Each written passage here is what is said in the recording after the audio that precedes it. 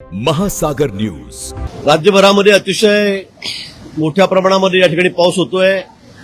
अनेक ठिकाणी रस्ते बंद झालेले आहेत, रेल्वे मार्ग बंद झालेले आहेत. पुणे मुंबई रेल्वे मार्ग आहे हा सुद्धा आता बंद झालेला आहे. सकाळपासून वाहतुकीसाठी सुद्धा हा रस्ता आता बंद ठेवण्यात आलेला आहे अनेक ठिकाणी राज्यभरामध्ये.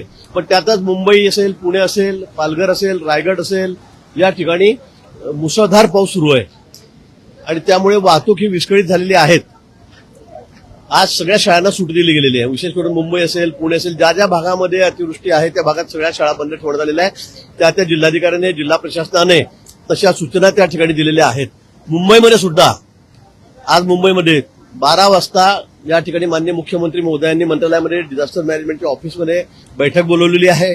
त्या बैठकीमध्ये त्या ठिकाणी चर्चा होऊन पुढचे निर्णय घेतले जातील. पण आज मुंबईमध्ये मी सगळ्यांना विनंती करणार आहे, कोणी पर्यटन करू नका, बाहेर पडू नका, अजिबात पडू नका. थोड्याच वेळामध्ये आम्ही जाहीर करणार आहोत, ऑफिसेस बंद ठेवणार आहोत, शाळा कॉलेज बंद आहेत.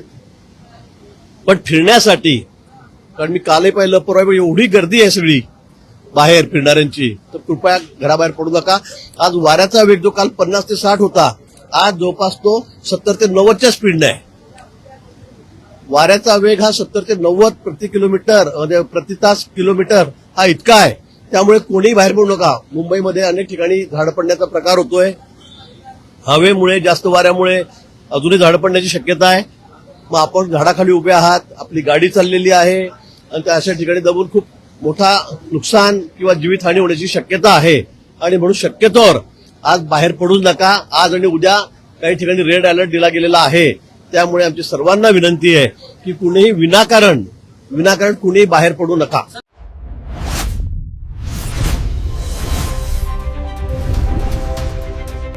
महासागर न्यूज.